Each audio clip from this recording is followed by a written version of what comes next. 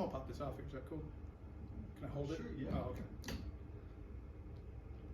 okay. I write mostly about things that afflict, the labor class and the poverty class, and that seems to be the bulk of what I write. This is no exception. This is called By the Bootstraps.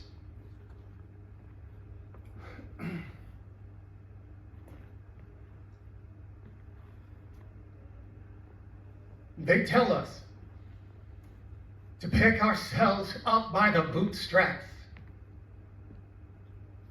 And when we do that, and we destroy what's holding us back, and we unionize, and we seek reproductive rights, and we check people in powerful positions, and we hold accountable law enforcement, and we keep AR-15s away from those who are mentally unfit or with a history of violence, and we end unfair housing practices like redlining and architecture, which splits parks and shopping districts from neighborhoods which are poverty inflicted and home to minority families or non-white immigrants, and we create diversity initiatives, and we annihilate the military, prison, and healthcare industrial complexes, these systems which benefit from financial, behavioral, and physical sickness, and we heavily regulate corporations which engage in labor and resource exploitation. Well, then they'll just invent a new problem for us to contend with.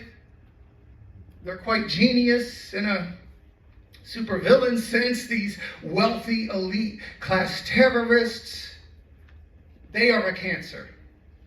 But we are the mass and destruction of wealth. That's the only answer. That will be the greatest bootstrap lifting act. Hundreds of millions of us will do better if capitalism simply collapsed. Sure, we might struggle briefly, but in a generation, maybe even less than, we will be self-sufficient. Thoreau is suggested reading, and then we can try and rely on a government that we establish to ensure we are protected from oppression, which comes by way of resource hoarding and currency accumulation.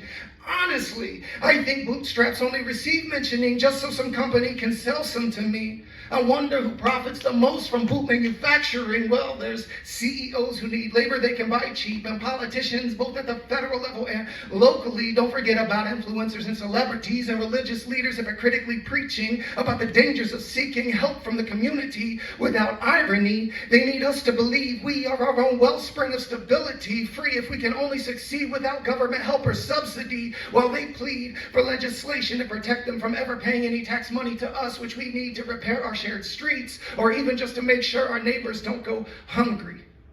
And they don't speak about the bootstraps breaking from pulling on them so desperately, or about what to do if we can't wear boots because we don't have any feet. These bootstraps leave no room for equity, especially when so many people are born with the privilege to afford help with the lifting, and the rest of us, we haven't even seen our bootstraps in weeks. Maybe they're buried beneath late payment notices, or they got ruined by the water that just won't stop leaking from that broken kitchen sink, or maybe I left them at one of my 3 places of employment, or maybe I just keep pulling on them and there's no end to be seen because there's a flaw in the production, or maybe it's all based on an assumption because, like Toby, I've been broke my whole life and pulling these bootstraps and I still have nothing.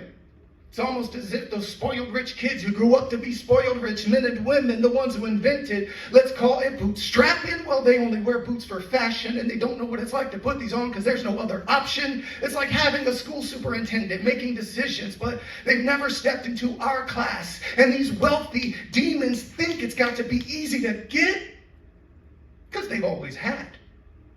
Well, not them, but their dad, who made his millions from the sweat dripping off other men's backs and then used that cash to convince the workers they couldn't have accomplished any of their tasks without his supervision, and their labor has little value when compared to his Ivy League education. They built a system which enriches them by perpetuating hardship and then claiming college means elevation above other citizens, when in reality, some of us are born with abilities which they don't possess, and only through learning they may be able to compete in a job market that's dominated by some people naturally.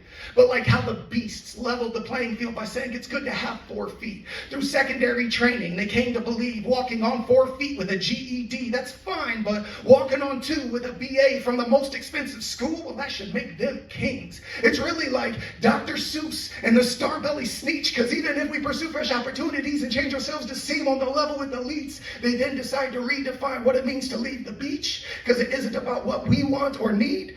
It's about control, and it's about greed, and it's about taking everything with a wink and returning less than nothing, and tugging on these bootstraps and hoping it'll change our circumstances when they limit the type, style, color, shape, and availability of the bootstraps they say we need. I don't want the boots they're selling because they're imitations. I have found some which are better suited, made in a place of revolution, custom built and refined by the heat of duty to one another, and an economy built on necessity and not a competitive lottery system. I want more than they're offering, not just for me, but for everybody. I want all of us to agree to not let our neighbors or friends or fellow citizens die from starvation or the elements because they may live on the street. And I'd love to provide housing, but only if it comes with understanding that some people are never going to be grateful, but I still don't want to see them dying. We have to acknowledge a healthy society means giving to people who can't or aren't able to contribute anything. But we also need to limit gains, because these corporations, they only give if it's good for marketing. And the budget for welfare has a low max, which they refuse to exceed, but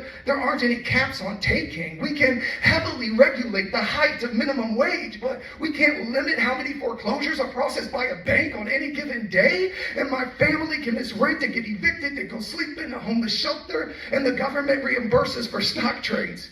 So Wall Street parents who just lost millions can still take off and spend the summer months with their families at the second home they own up by the lake, because they're still getting paid with the money the working class made. No amount of bootstrap is ever going to repair what's broken. So I propose we change the phrase. From now on, when we need to improve our outcomes, we need to pick ourselves up by the Molotov flame.